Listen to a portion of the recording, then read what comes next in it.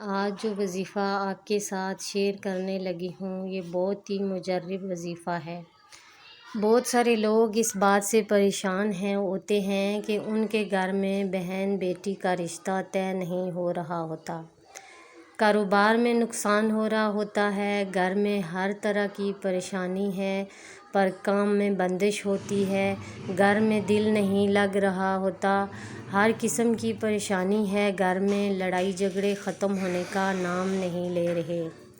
اس عمل کے کرنے سے ہر کام آسان ہو جائیں گے۔ اکثر اوقات حسد کرنے والے لوگوں سے دوسروں کی ترقی برداشت نہیں ہوتی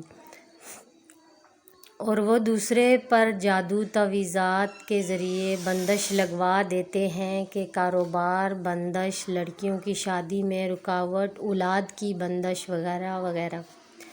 اس کے لیے یہ آسان وظیفہ ہے، اس کے ذریعے سے اللہ پاک سے مدد مانگیں، انشاءاللہ آپ کو نجات مل جائے گی۔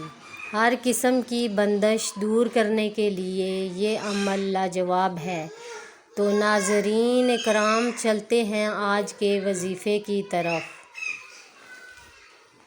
آپ نے یہ کرنا ہے کہ 11 دن تک روزانہ فجر کی نماز کے بعد پڑھنا ہے سورہ مزمل 1 مرتبہ، چاروں قل، آیت الکرسی دونوں 11 مرتبہ، اول و آخر 11 مرتبہ درود شریف۔ یہ سب پڑھنے کے بعد پانی پر دم کر لیں اور جس پر بندش ہے اللہ پاک سے ختم فرمائے گا اور وہ پی لیں گے۔ کچھ پانی بچائیں، اس سے اپنے ہاتھ منہ دھو لیں۔